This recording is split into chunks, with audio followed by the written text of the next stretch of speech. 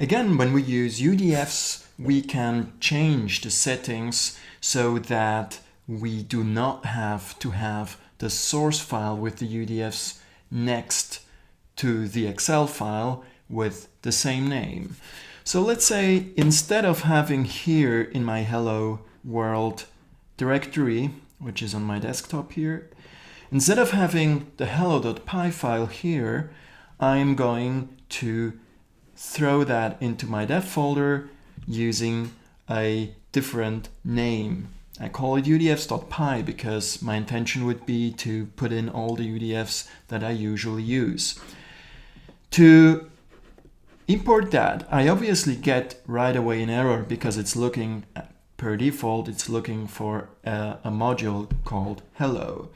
So I can put in the new name here, but that alone will not work. So it's still just not finding it and complains about not finding the UDF. So I, again, like we saw in the previous tutorial, when we were doing this similar stuff for Run Python, I will need to actually put in here my Python path to the folder, to the directory where my UDFs module actually resides. Then I can click on import functions and everything works as before.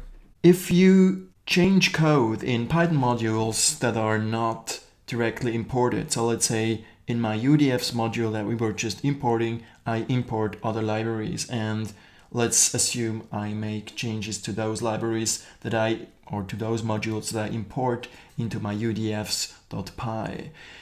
These changes will not be taken into account when I rerun the functions here, because that's just standard Python behavior. Whenever the module is imported, it's not going to be re-imported until I explicitly tell it to do so. The easiest way to get really to start from scratch and make sure that whatever we did, we start in a clean environment with everything reloaded, is actually to click that Restart UDF button.